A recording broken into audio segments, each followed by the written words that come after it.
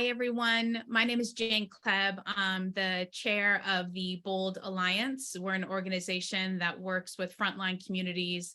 That's farmers, ranchers, tribal nations, and citizens who are at risk of risky pipelines, whether that's oil pipelines, fracked gas, or now this new threat of carbon pipelines.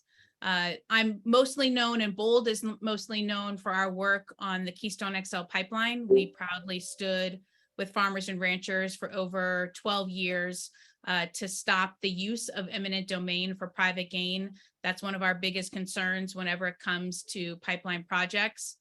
And when it comes to carbon pipelines, BOLD is very clear that we believe that climate solutions should not put communities at risk.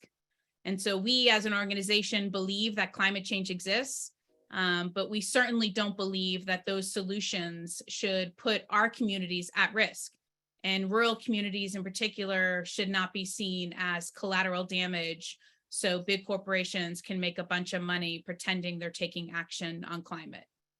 And so tonight we have two first responders and a internationally known journalist who's going to take us through what happened in a town in Mississippi when a carbon pipeline exploded. We're told in our communities that are facing Summit, Navigator, and Tallgrass pipelines that these pipelines are safe, that it's no problem. And if they were ever to explode, the carbon dioxide would simply go up into the air and everything would be fine and the community would be totally safe. We know with the real life lived experiences of the folks in Mississippi that that's not the case.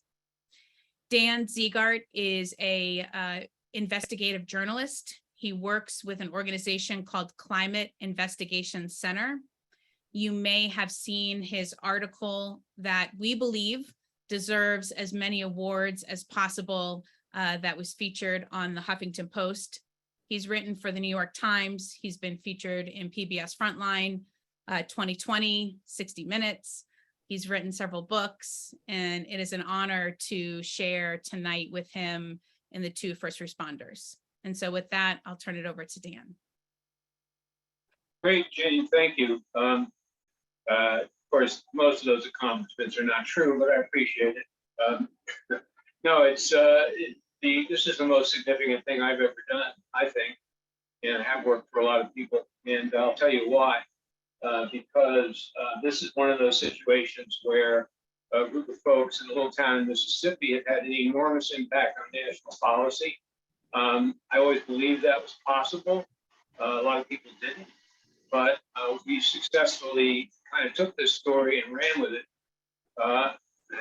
What is the story? It's the story of a little area down not too far, about 30 miles from the Mississippi River on another body of water called the Yazoo River that had a CO2 pipeline explode on the hill above the town. I'm going to let Jack do the details. Jack Willingham, who's here, who's the emergency manager, emergency management director there at Yazoo County. I'll let him tell the story of where the plume went and how they were using resources and share. They were being helped by National Weather Service in Jackson to crack this plume. But the point is, the plume did not move as predicted in the many dispersion models that we're hearing so much about. It moved slowly. There wasn't a ton of wind. It did not disperse. Kind of went down the hill, followed a creek bed, and went into town. And then it made a few other maneuvers after that. But I think that's a fact that these kinds of conditions can't really be anticipated. And certainly, they're not being anticipated. Let's put it that way. There really are no models. So this was an area where new ground was broken. As a new type of accident happened with a material that people weren't familiar with. Even first responders didn't know what they were dealing with because the company didn't let them know. And there are a lot of lessons here. And I want my two esteemed panelists, Jack and Jerry Briggs, who is the fire. Correct me if I'm wrong, Jerry, because I almost always get this wrong. Fire coordinator. I forget what they call it where you are, but he's basically the chief fire official for nearby Warren County, which is adjacent. And his story is, and we'll tell it at length, but his story is that he and two other firefighters from up there, with a different county, came down in a mutual aid situation to aid the rescuers.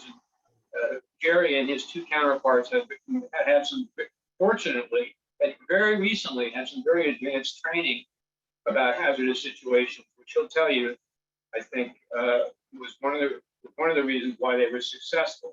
The other reason they were successful was they didn't quit. They kept looking for people, and the people they found were grievously injured, been in a car for several hours, breathing this stuff, completely unconscious and near death.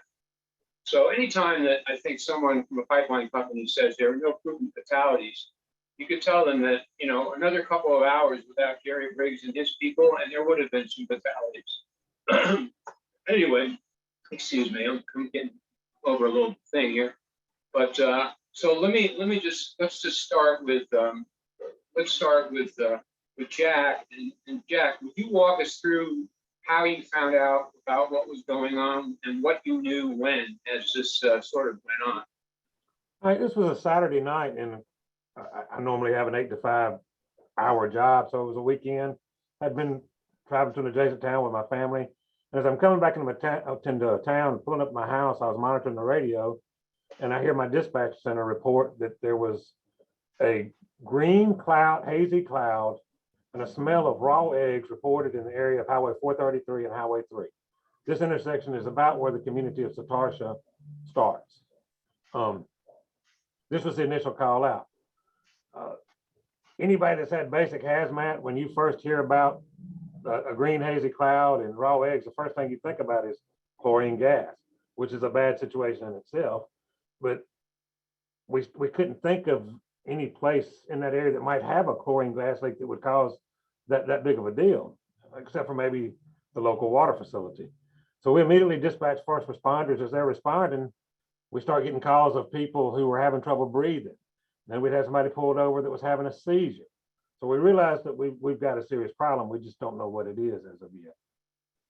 Responders are going in. We're trying to kind of set up a perimeter before we walk into to try to determine what we have. And I think it's probably 30 to 40 minutes into it before we even are able to get a call from the, actually we called the pipeline company once we determined what it was, and they verified that they had a problem. Now this is around 38 to 40 minutes after they realized they had a problem. So therein, you see what the problem is. Fortunately, we started evacuating people immediately. Just if chlorine gas, you would do that. Our responders were going in and going house to house, but we had to get the proper equipment there. It's a rural county. You know, they had to get their air packs. Deputies were going in without that equipment before Jerry and them even got there, trying to get people out. As a matter of fact, I had a couple of first responders that had to be hospitalized because they were going in. I basically had to order them out over the radio to keep them from going in to get more people. It was a very confusing, very delicate situation. It was pretty horrific. Jack, Jack, what was missing from that night's response from the pipeline company that you would say is essential and should have been done, starting with notification? They never called, did they?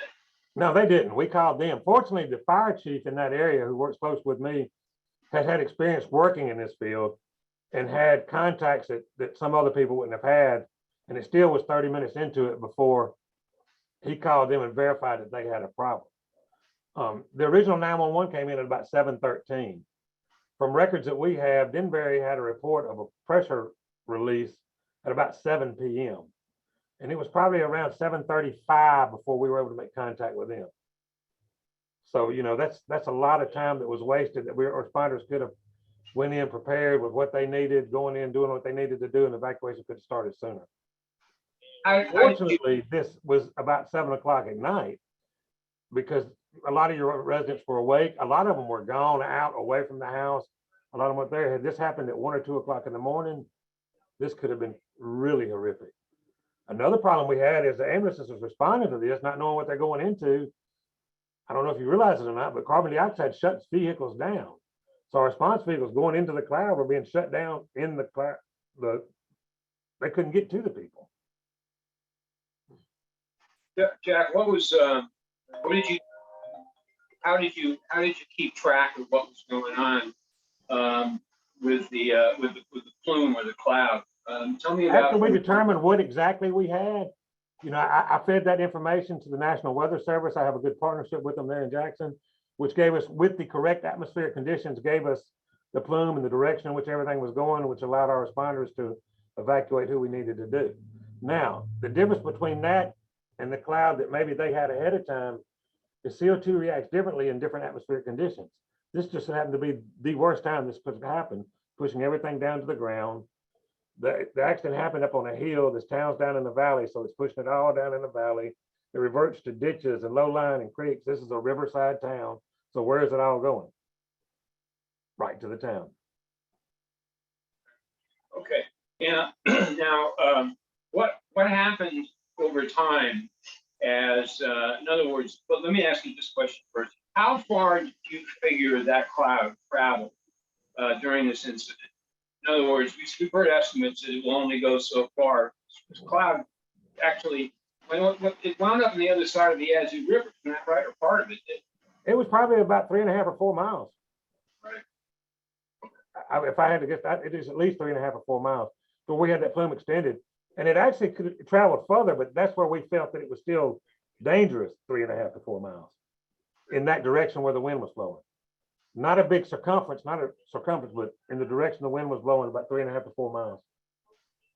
What was it like listening to your first responders as they, for instance, I'm thinking of Terry Gann, who was a sheriff's deputy, who actually went in without oxygen, and then he had to be hospitalized. It reminded me in police training, we I was a police officer for 25 years before I got into this. So me explaining this, maybe anybody had training, we used to call officers blue canaries because the police officer always would go in and into these bad situations, not realize what it was, and you can see them just fall out. And as I heard Terry on the radio, I could hear him getting weaker and choking and losing his senses. And I could just picture in my head as I'm listening to him, I'm fixing to lose this guy I've known for 20 years.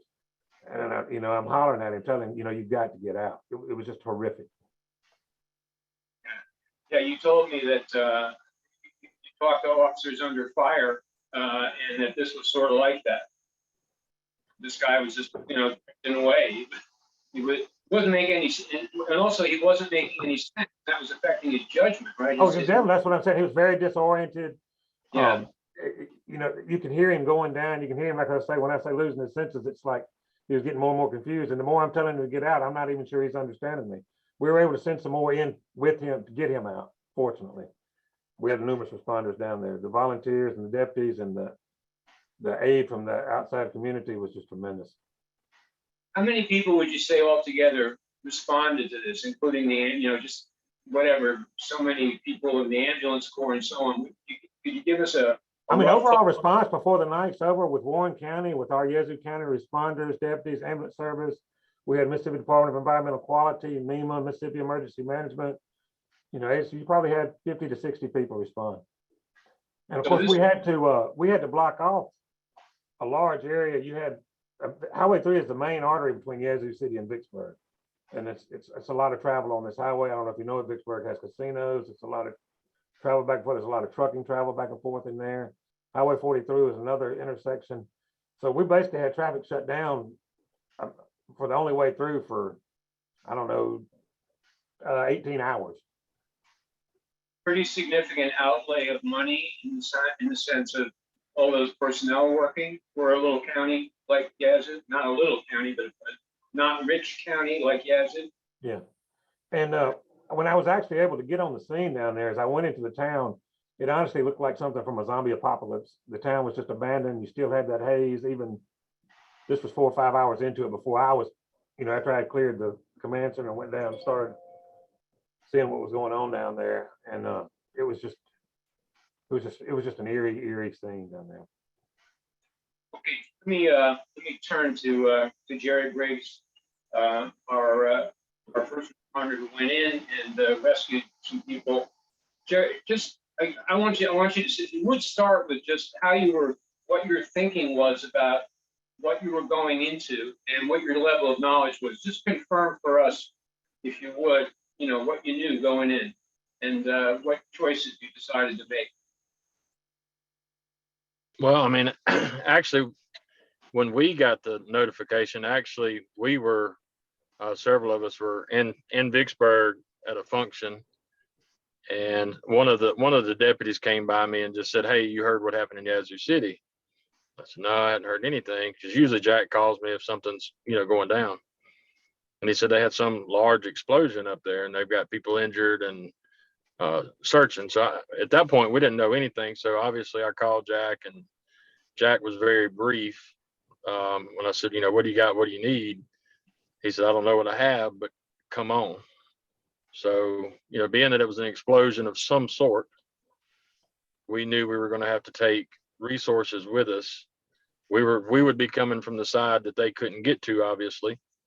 So we brought our UTV or side by side and loaded it down with every air bottle that we could get, because that's usually our most valuable commodity is air. Once we're out, we're out. So going into it, we didn't really know anything. At that point, I'd switched over to Jack's radio channel and was trying to listen. And, we heard everything while Jack was trying to figure it out, from natural gas to chlorine gas to that was early on. Nobody knew anything. They were trying to, one, check for survivors and victims and figure out what gas it was or what explosion it was and get a perimeter. That was early on for us. And even when I pulled up to the checkpoint on our end, nobody knew exactly what it was. And I don't know what time that was, but so, from my standpoint and my guys, we were going in, whether it was chlorine gas or natural gas or whatever the gas was, we have a job to do. So we were going to treat it as the worst case scenario gas that there is out there, and hope for the best, obviously. And that's what we did. So you went in with full turnout gear, helmets and everything, right? Oxygen, not oxygen, air packs, right? Everything. You guarded against, it could have been something explosive, so you were dressed for anything, right?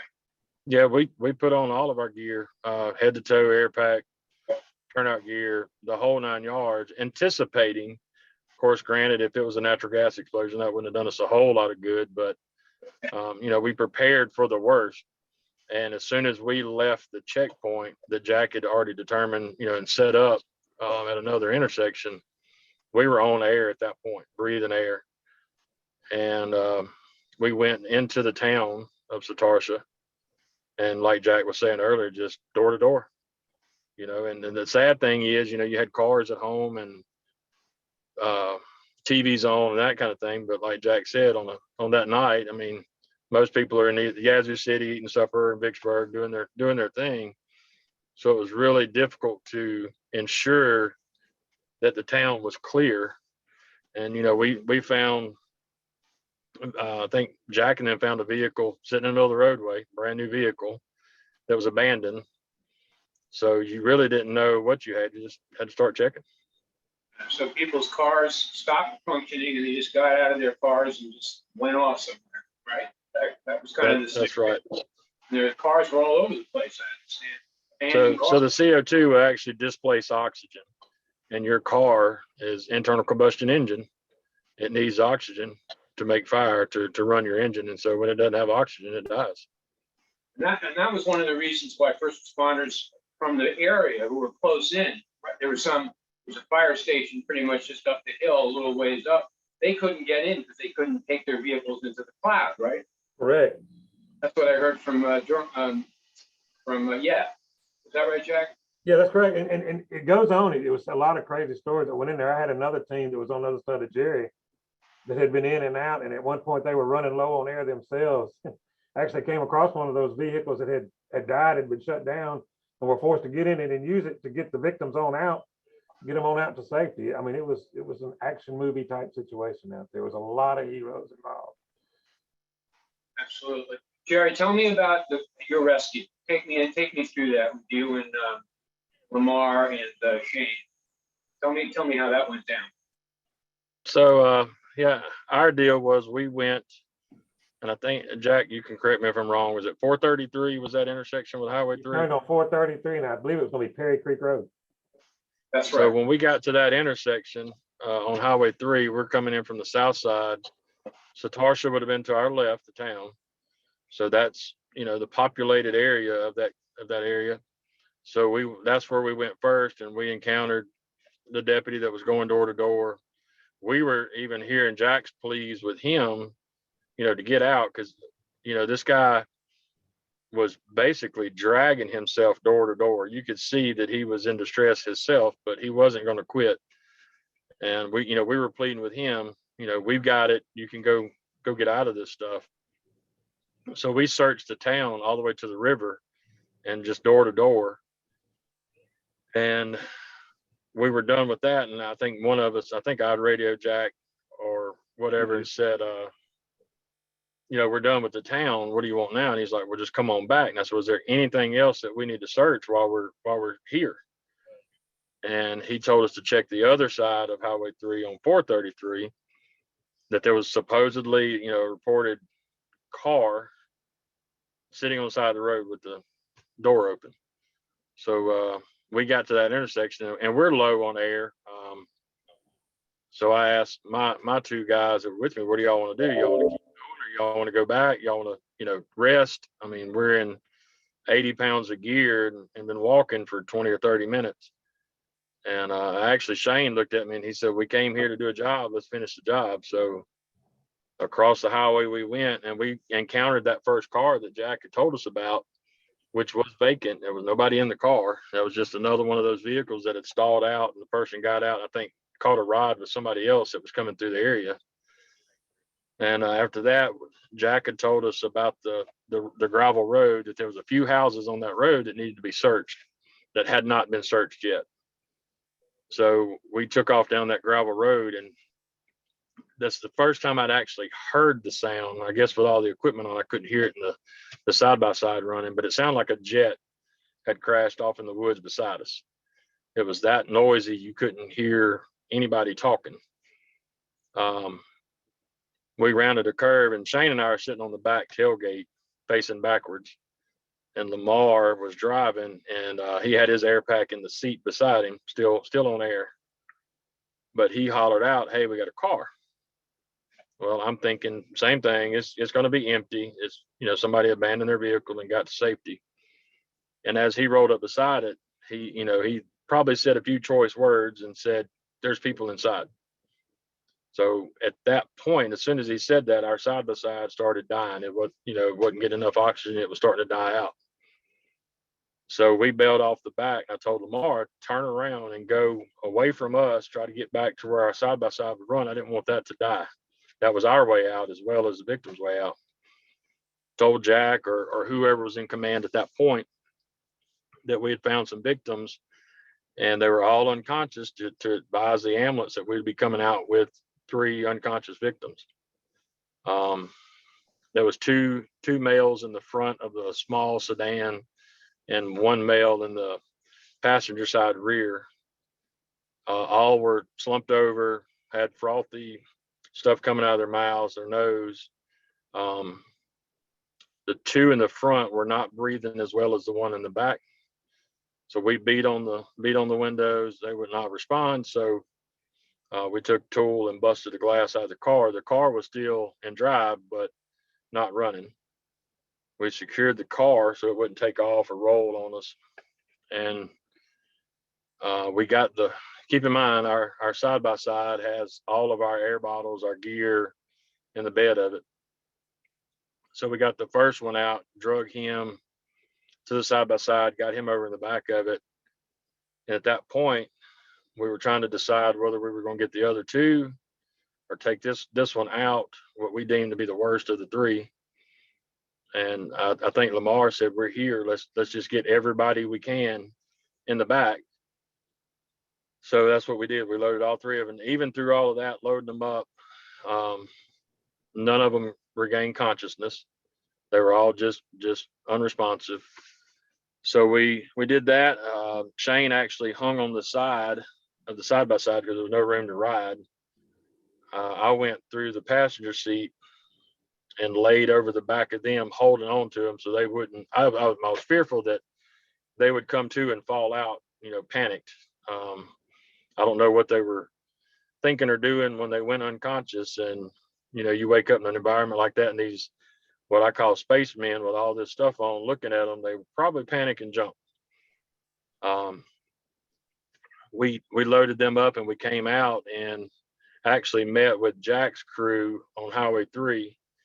And one of Jack's guys got in the back on top of them to help me secure them in the vehicle, because I think it was about 4 miles back to that intersection where the ambulances were staged and all of that. And as we were getting back with them and the fresh air was getting to them, I know 2 of the 3 started coming around a little bit, but not completely. And then we got them to the ambulance and away they went. We restocked our bottles and our stuff, and Jack sent us across the river to search about a dozen maybe mobile homes and houses on the other side of the river, where we actually got some more people out that were experiencing shortness of breath, but not to the extent of what the other 3 guys were. Elderly people too, if I remember correctly. Real Yes, old. yes, sir. So let me just ask you, when you found those 3, what was their breathing like? You actually tried to wake them up with the sternum rub, which is a pretty painful thing. You're actually scraping your knuckles on the person's right. Did that have any effect? We did that on one of them, and obviously to no effect. And just a pure act of 2 guys, myself and Shane, because Lamar never came or couldn't come to help us because he was trying to keep our vehicle running. But keep in mind, the 3 of us had no telling how far we had walked with the equipment on, so we were tired and exhausted. So with us trying to manhandle those guys, those dead weight guys into the back, if they were going to come around, they would have came around at that point, sternum rub or no sternum rub. But they were 2 of the 3 were in really bad shape. And like I said, with the vehicles, it displaces oxygen. With the human body, it displaces oxygen. I don't know about how long they would have lasted or not lasted. Fortunately for them, I believe, was the plume was moving and it was getting away from them. Even though they were really close to the leak, it was moving past them and they were getting somewhat of some fresh air. Same thing with the people in the town. As that plume left by, it wasn't just sitting there, it was moving. We did have some movement in it. It wasn't just sitting stationary over them. But with anything, you go without oxygen, what are the long-term effects of no oxygen to the body or low oxygen to the body? Yeah.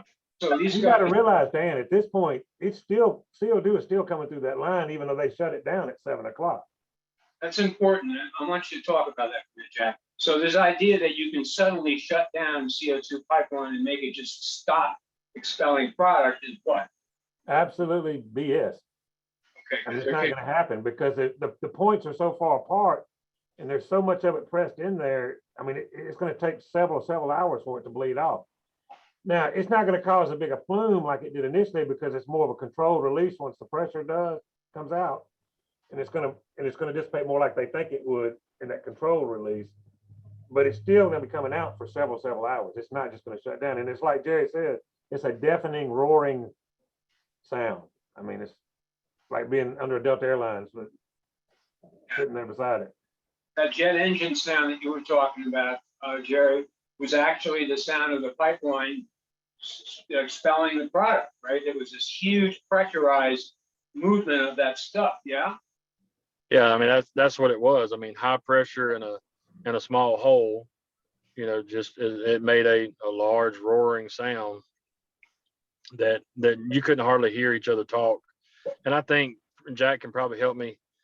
Through the woods, we were probably a quarter mile from the actual. Yeah, you were very close. As you went back up in there, you were going back close to the site of the accident.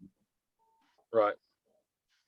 So, yeah, I mean, they may have shut it down and I don't know the ins and outs of all of that. We were, um, if And it this was is at least here, an maybe I hour would, but after, yeah, probably. I was a or foot more. soldier, so Yeah. so Jack was the one getting all that information. But if they shut it down at 7, whatever time that was, I would guess 7:45, 8 o'clock, maybe, that it was still just as loud as it was. So, that's a lot of gas that's got to come out, even though they're not pumping it anymore. It's still in the system. Just one more question, Jerry.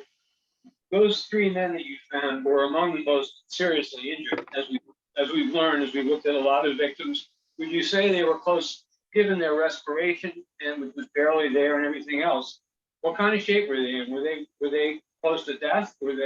How bad was this? What would have happened if they gotten help, do you think? I know it's speculative, but just curious. Yeah, and I would hate to speculate on that, but they were in bad shape. Their respirations were low. Their color wasn't good.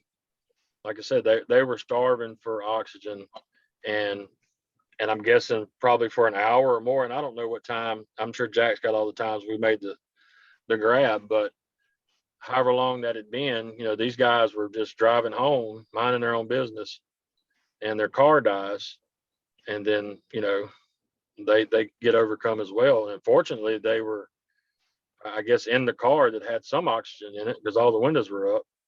And until they used up all of that,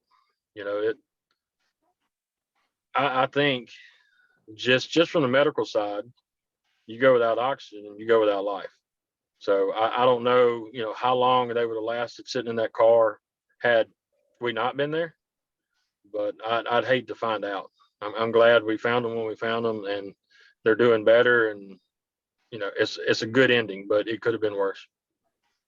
Okay. This whole incident wrapped up, basically. It was all done according to Denver at 11 o'clock. So from 7 o'clock until 11 o'clock, roughly, is how long this thing was bleeding out gas. And right for most of that time, those guys were sitting in that car because they were there when it blew up. They were there at 7:07 when it blew up, right near there. So that's the part that I learned, from digging into it. I'm just going to supplement the record here a little bit, if you don't mind, with some of the investigative stuff. But we got medical records for them, and I won't get into all the particulars, but their oxygen was dangerously low. There was a lot of carbon dioxide in their blood. They were in bad shape, and that continued for several days. They were sick, very sick, for quite a while, at least for most of the week. So they thank you for saving their lives. You will remember we did a webcast of another one of these webinars where one of them became very emotional. He'd never met you guys, and he expressed himself very candidly about how he felt, how grateful he was. So to put it this way, they thought they were going to die, and they also, there are 3 of the people who have had continuing problems, continuing to this day, from an incident that happened in February of 2020. So I've stayed in touch with them and their people.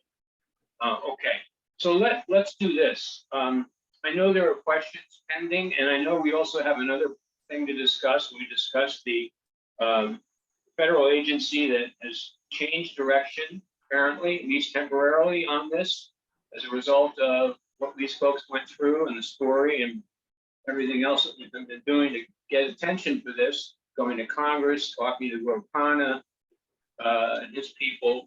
We've been a lot of places together. And, it's all about getting some attention for this. But I thought it would be appropriate just to take questions on the Satartia side of this, what happened down there. And then we could talk a little bit about the HIPSA, if that's okay with Jane and the organizers here. Yeah, nope, that sounds great. And there are some specific questions for Jack, for Jerry, and for Dan on specifically what happened on the ground. And then, yeah, I think the second part of talking about where we think we can go legislatively, or what towns in Iowa, Nebraska, South Dakota, North Dakota, Minnesota, Illinois that are potentially facing 60,000 miles of carbon pipelines. You know, there's a lot of questions that we have and would love your input on. But first, one of the questions that came in from Jonathan Leo, he said, to what extent, if any, has Denbury reimbursed or been ordered to reimburse the response agencies for the costs? And to what extent did Denbury, which is the pipeline corporation for those that don't know, on the hook for medical and other costs incurred by the victims of the explosion? Denbury was not forced to reimburse us for anything. They did actually purchase a mass communication system for the county to help get out word in a mass way for a 5-year period. They bought some air monitors for the area, for the fire department that's actually in their area. Nobody forced them to, they did that. I don't know on the hook. I know they met with a lot of citizens. I don't know what kind of deal they worked out with whoever. I think there's still some pending litigation down there and all that. So I don't know what the outcome of that will be. But, you know, and it was another question he asked right above about how, you know, what did they do and us determine what was going on? We were able to determine what happened just by being diligent and going from place to place to place and marking them out. Once we did determine it was Denver and contact them and they verified it, they gave us the information on how much would have been released. And that's where we fed it to the National Weather Service.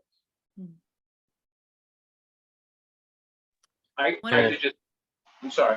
No, yeah. I could piggyback on what Jack said. I actually, closer to the end of this event, me and my crew made it to the actual leak site and actually ran into one of Denbury's guys that nobody knew was actually down in the ravine where the leak was. We ran across his truck. We thought it was another stalled vehicle, basically. But nobody was aware that this guy was even there. But in talking to him, I made a statement. I said, I'm really glad that this pipeline's not in my county. This is all Jack's problem. But and he said, oh, what county is yours? And I said, Warren. He said, it runs right through there. So I've been in the fire world in my county for 26 years. And first I've heard of it when we have an explosion. Now, I'm not the emergency management director like Jack is, but I'm pretty sure that guy here hasn't heard about it either. And you're talking about what's been done since. I still haven't heard anything from Denbury. You know, it runs through Madison County, and I got with the EMA director, had to show him where it ran right under his EOC. Right. So yeah, I mean, I'm sure they reached out to Yazoo County because they were affected and had injuries, but I still haven't heard anything. Here's another thing. They're still pumping through my county. As a whole are usually pretty good. That's a company called Enbridge that puts on a program in every county yearly for first responders. And this has went on year after year after year. Your natural gas people, a lot of your other people, they put it on, they tell you about their product, they tell you things to respond to, things to look at. Denbury's never been a part of that, and to my knowledge, still isn't a part of it. We have LAPC meetings, which are local emergency planning committee meetings. We've reached out to them time and time again. They came to a couple since this incident, but before they were not a part of it. So, you know, you have to have a working relationship from the emergency responders and the private industry so we can work together on things. And that's just something that was not going on here. I'm not trying to blame anybody in particular. I'm just telling you that was not there. And it would have helped out a lot for it to be. And just like he's saying, I'm sure it's the same way in these other counties. As I've talked to the ones in surrounding counties, as I'm telling the guy, well, he was telling his guy, and I'm telling the guy in another county, hey, you know, this thing runs like right by your EOC and hospital, you know? So there you go. Yeah, and like you said, Jack, we know we have a lot of dangerous stuff.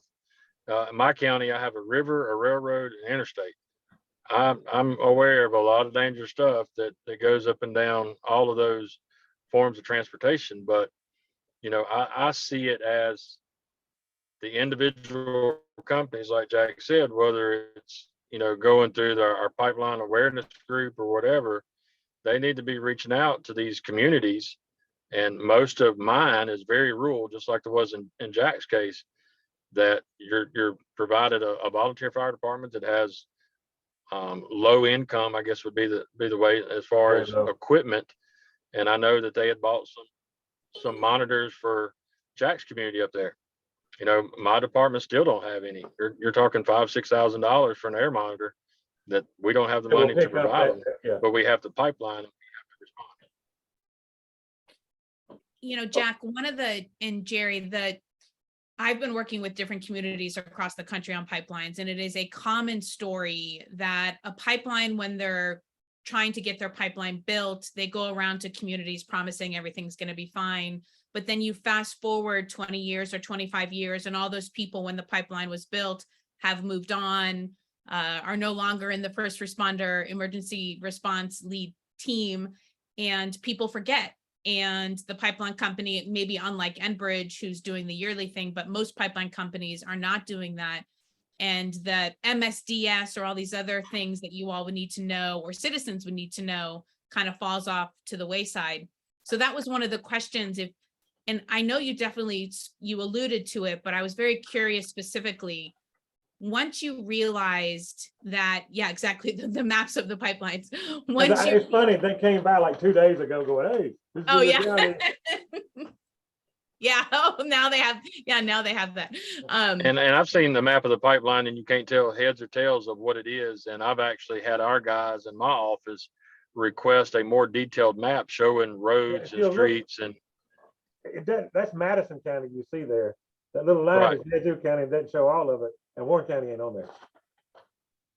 There's not a lot of detail. Pull it back a little, Jack. Jack, can you pull it back from the camera just a little so we can?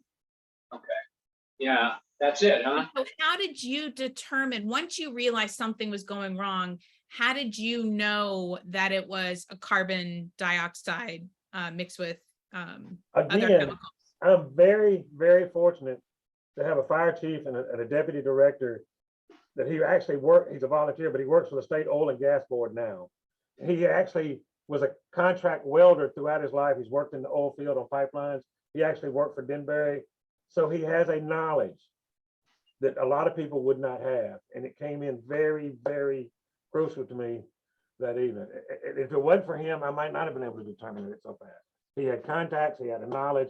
He was able to tell me no bullshit, no BS, really what was going on and what we're looking at, not what they were necessarily telling me. Mm-hmm, mm-hmm. So that really came in.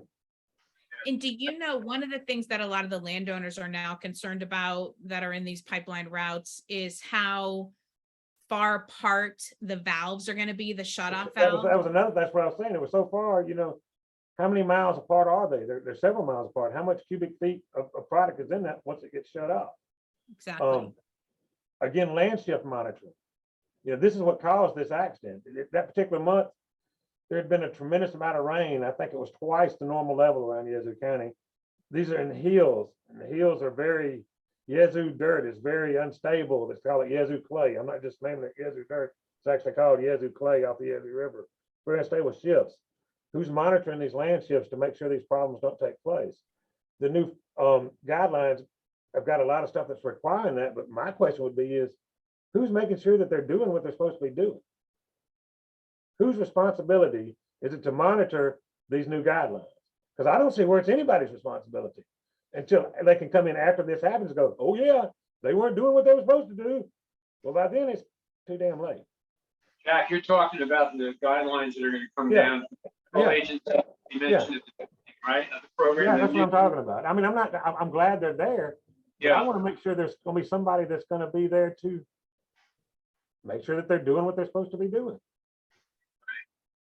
Because the fact is, what's on the I books. got my teenage son all kind of things to do. If I ain't making sure he's doing it, it's not doing a darn bit of good. Yeah, that's a good point. So that's a good segue. Look, are there other questions? I don't want to stop the. Are there other questions for on the Satartia part and what happened that night for our panelists? One of the questions on this particular pipeline, what was the PSI? Jack or Jerry, do you know that? The pressure? What is the pressure on that pipeline? I do not. Okay. Around 2,200, I think.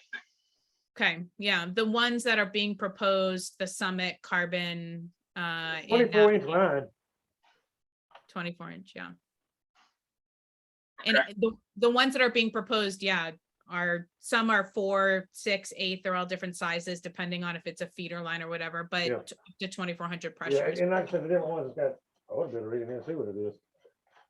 The last question before we go on to PHMSA is, has Denbury, since this crisis happened or before, did they ever give like a worst case scenario dispersion model? Like to tell you, so with fracked gas pipelines, we know what the blast zone is going to be. With oil pipelines, depending on the pressure, we know how far the oil will leak. But that's one of the biggest questions we have is like, what is the worst case scenario for these? What is the dispersion? Did they tell you that? Again, we absolutely had no idea.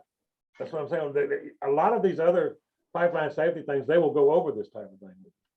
We did not have that communication with them for whatever reason, not pointing fingers. I'm just saying it was not there with that one. Jerry, have you ever had any kind of contact with them on something like that? I have not. And then like you alluded to earlier, you know, with the gas, that night was kind of the perfect storm. We've all seen smoke and haze, you know, at night, kind of trapped in a bottom or something like that from somebody burning something on the side of the road.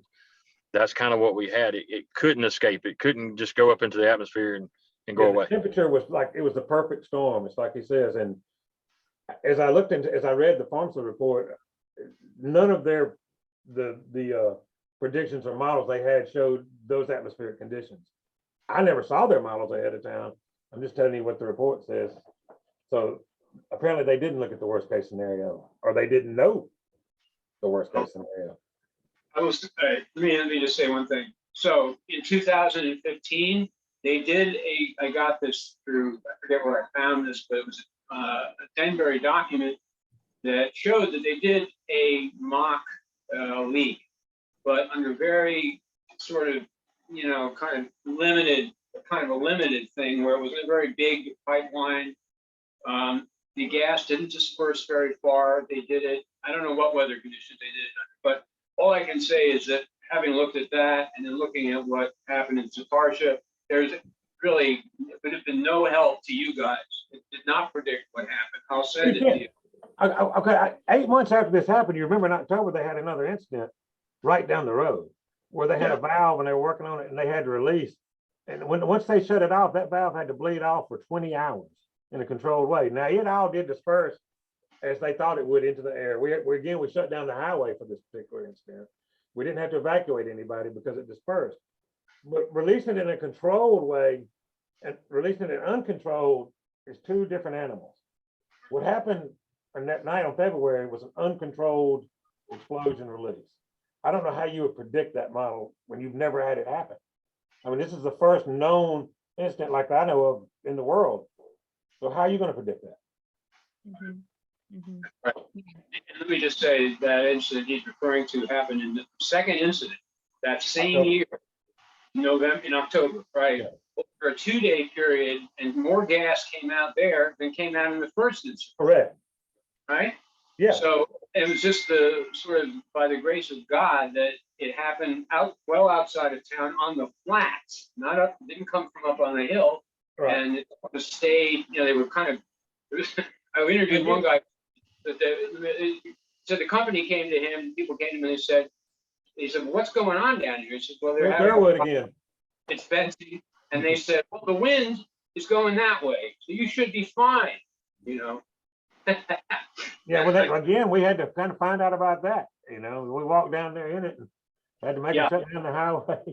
No one told you about that. Unbelievable. Okay.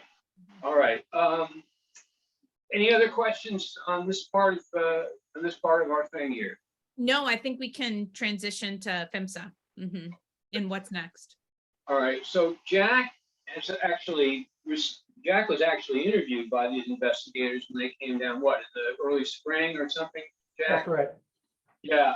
And for a long time, you know, the Pipeline Hazardous Materials and Safety Administration, if I got that right, agency administration, had done nothing about this. This happened in February of 2020. We heard nothing for years, literally. And it would be sort of, well, like every 2 weeks they would say, oh, 2 more weeks and we'll have that report for you. Well, anyway, we thought they were just trying to find a way to kill it. It turned out, though, that thanks to folks at the Pipeline Safety Trust, and I think just the whole general obvious seriousness of this event, and the article helped a bunch too, I'm sure, but they managed to, they have a new administrator there, acting administrator, who's an activist to some extent, not like previous guys who were right out of the oil and gas industry, many of them. So he focused some attention on this. They decided to go ahead and do a rulemaking. Now, not only are they doing a rulemaking on something they've never really in recent years done a rulemaking on, but the first time the agency's ever done it without a congressional mandate. In other words, without, what I understand, all these things, all these regulations come when Congress passes something and says, we want this added to, the regulations, and so on. Now, if I'm wrong about that, someone can tell me, but that's actually what I've been able to learn. So that's a big deal. And the other thing was they issued over 300 pages of findings. They did a full investigation of why it happened. They concluded that it was due to water and stuff. A tremendous amount of rain and subsidence, and it moved the pipeline, and it was stress on the weld, and it popped, blew up. And well, that's all well and good, but as HIMSA pointed out, the agency pointed out, this is completely foreseeable. I mean, the Mississippi Delta is in fact known for being a very wet place. Yearly rains are not a surprise, and rains that go on for 2 or 3 weeks, on and off, are pretty common too. So they weren't buying that. There was also, and this is something that folks who are fighting the pipelines right now in the Midwest know, there was also a really powerful kind of put a stop to this whole sense of this whole question of, well, was it really carbon dioxide, or was it a contaminant gas, in this case called hydrogen sulfide, which is a very deadly gas? And there was some contamination apparently at the wellhead where they pulled the CO2 out by this H2S gas. Well, the agency basically said there's no evidence that that had any effect on any of these people. These people were all suffering from what looks to have been CO2 exposure, but more importantly, they can't prove by instruments, by readings or anything, that any H2S was in the atmosphere. Whereas we know that some 30,000, I forget what it was, whether they do it in pounds or barrels or whatever it was, but I'll put that up on the chat later, their findings. But, this is the #1 dodge that the ethanol people have used, which is to say, our pipeline will have, nice, pure, clean, no contamination, carbon dioxide. So it won't be like Satartia. Well, in fact, it will be, according to our federal government, which has studied it, it will be like Satartia. This is not going to be somehow a better gas to breathe. Carbon dioxide in and of itself will kill you. And so, not because it's necessarily a poison, but because it, as Jack said, it displaces oxygen, but it does have other effects. So anyway, those are important things that came out of, along with a record fine of $4 million, highest fine ever levied in the agency's history, apparently. And Mark, you and the other ESC people, if you hear me say something wrong, just smack me upside the head. But this is I read it pretty carefully when it came out. The other thing is that they're talking about further regulations down the road. They've already put one in the Federal Register about subsidence. I think it's a bullet about earth movement through the water. Watch out for this, plan for it. Don't tell us that you couldn't foresee it. Most of the time, places that have subsidence, places that have problems with mudslides are like that for decades, and then they just get worse, with global warming. So this is not a surprise. Anyway, this is the first time I've only been at it 10 or 12 years. Bill Karam and his people at Pipeline Safety Trust have been at it much longer, but I've never seen the agency go after somebody like this in this kind of language. It really scalded these people. If you read it, you'll see what I mean. I'll put I'll try to remember to put the report up here so anybody can look at it, but I know that everybody has it. And the bold people have it, everybody has it. So this is really a big deal. And I think while folks are going to say cynically and with a lot of history behind them, yeah, but then the agency somehow, there'll be a change, a political change. 2 years from now, when they actually hatch these regulations, if it takes a certain amount of time, it'll be a different story, maybe. But this is a federal document considered to be, this is gold standard evidence. You could introduce this in a proceeding, an administrative proceeding like the IUB or anywhere else. This is gold standard evidence that the federal agency in charge of regulating CO2 pipelines has ruled that they are hazardous and that there need to be stronger safety regulations, more money, more attention paid to first responders and what they know, and a general beefing up of the whole attitude towards what CO2 is. And I certainly hope that takes place. So there's a lot more to say on that, but I imagine Jane and Mark and others might want to contribute to this. But let me just ask our guests, Jerry and Jack, what would you all like to see come out of, let's say, this agency coming in and taking a fresh look? What really needs to be done from your point of view? Let's say first responder wise, what kind of support do you guys need? Again, in areas, these rural counties don't have the funds that a lot of others do. I think that these companies are going to need to be required to supply these departments and these responders with the equipment they need to work on these disasters. I mean, and they need to be required to train and work with these communities also, not just the responders. They need to educate the community that surrounds them on what is around them and what they need to do in case of something like this. I mean, you're going to just, if they're going to have these in, they're going to have to be part of the response and responsibility in doing it. And there needs to be somebody that's responsible for making sure that they're doing what they're supposed to do. We've got to get it. We don't need just regulations. We need somebody to make sure they're following the regulations. Yeah, I agree with what Jack said also.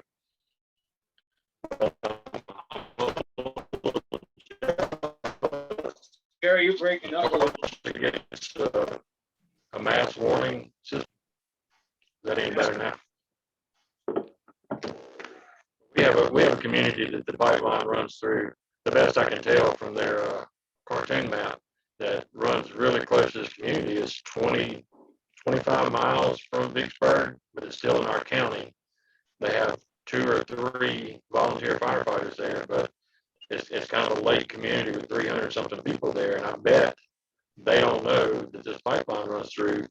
What about those folks? Do we get a mass warning for those? And I'm sure when they built the pipeline, and I'm hopeful that they went to the community, but we're talking years and years and years, and I think they should be reaching out to people like myself or Jack or in every community, like I said, supplying them with the equipment they need to work on their pipeline. Good, yeah. So it's a matter of having a plan that is informed by where the pipelines are, knowing where the pipelines are, and some way, right, of refreshing that knowledge, as Jane mentioned, 10, 12 years down the road when everybody's moved on, so that like your company that you cited before, this was Denver. I hate saying anything good about Denver, but I'll have to here.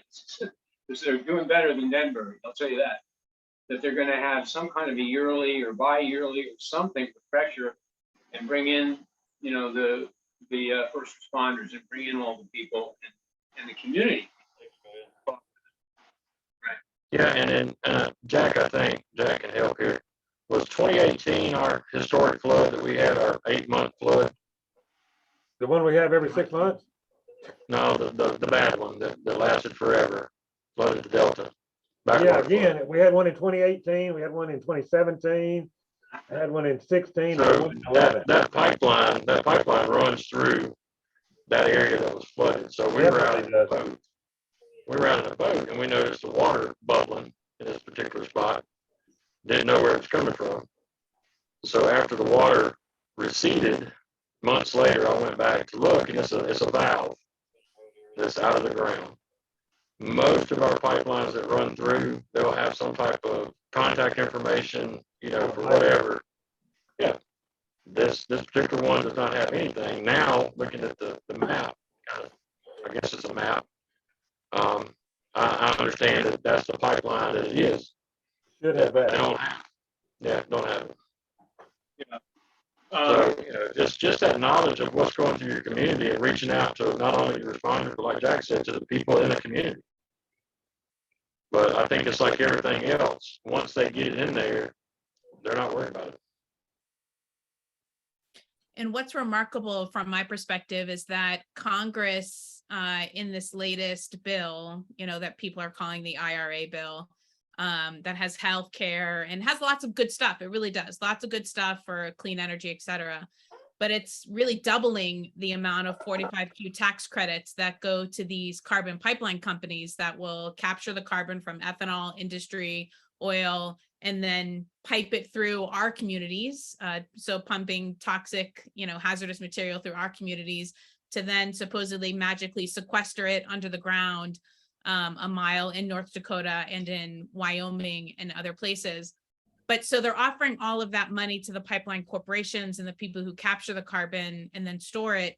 But there's not equivalent money for first responders and for counties to put proper zoning in place. And there's not equivalent money to have people actually do the checks and balance, which Jack and Jerry, you guys are talking about. My husband's in the ranching business. And so there's all these great, obviously, laws around meat packing, but we also know that USDA doesn't have enough staff to go and check the meatpacking facilities.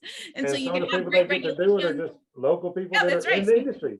Yeah, that's right. And so this is something that I think all of us watching, and the White House is putting together 2 commissions, which Jack and Jerry and Dan, you all should consider, submitting your name for one of those commissions.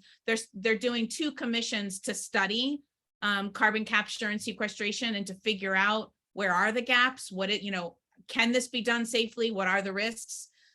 These are some of the things that we have to start telling Representative Rokana, Senator Sanders, and others who actually care about this issue and aren't just looking at the dollar signs for the fossil fuel corporations, because there are real things that have to be in place for the carbon pipelines that exist right now. And we shouldn't even be thinking about putting any more pipelines in the ground until those systems are in place. Because I'll tell you what these pipeline companies are doing in our communities is they always treat us like we're stupid and that we're not scientists. And so we don't know what we're talking about. And we're trying to ask for basic things, setbacks from homes. Right now, in most of our states, they can go 50 feet right up to a house or 50 feet to a feedlot. And so we don't even have basic, regulations from PHMSA or even some of our state agencies on setbacks and what they are required to give emergency responders. And so these are the things that we need PHMSA to do, because what happens is we go to a county, say, here's a sample ordinance, you should put these things in place for the safety of us, for the safety of first responders.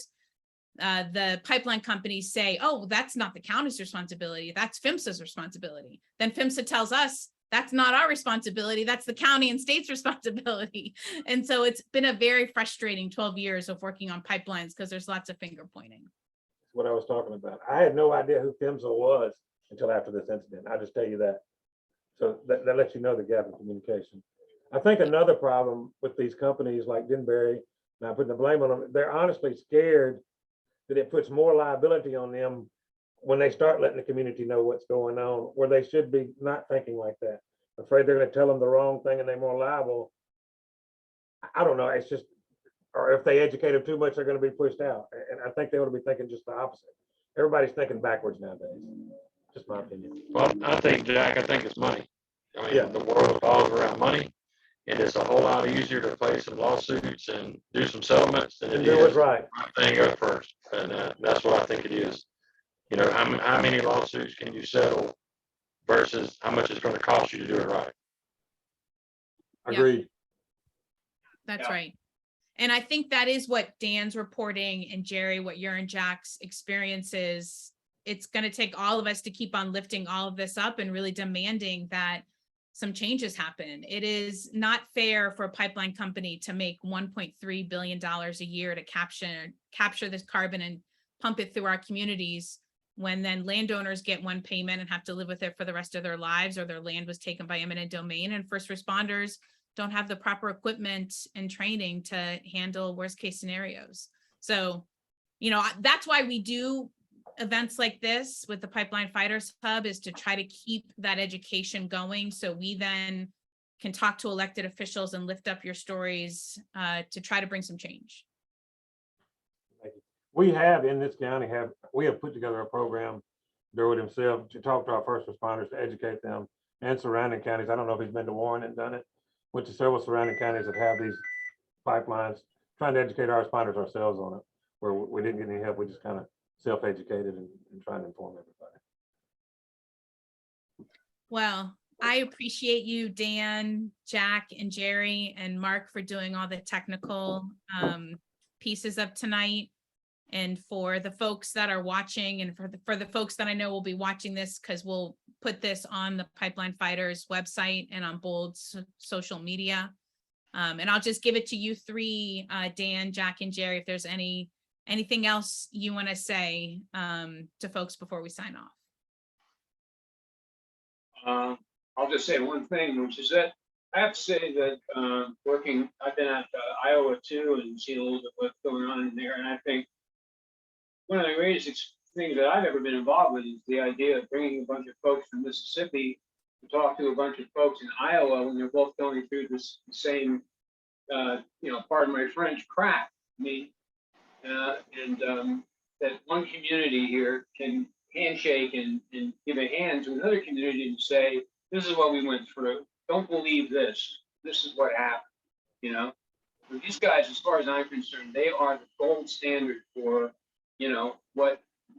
what you can do when you have to, and what you shouldn't have to do when you are dealing with, very profitable pipeline companies that could definitely afford put on a seminar once every so often and let people know what they buried in your backyard in terms of toxic waste that's flowing through a pipeline that's very hazardous.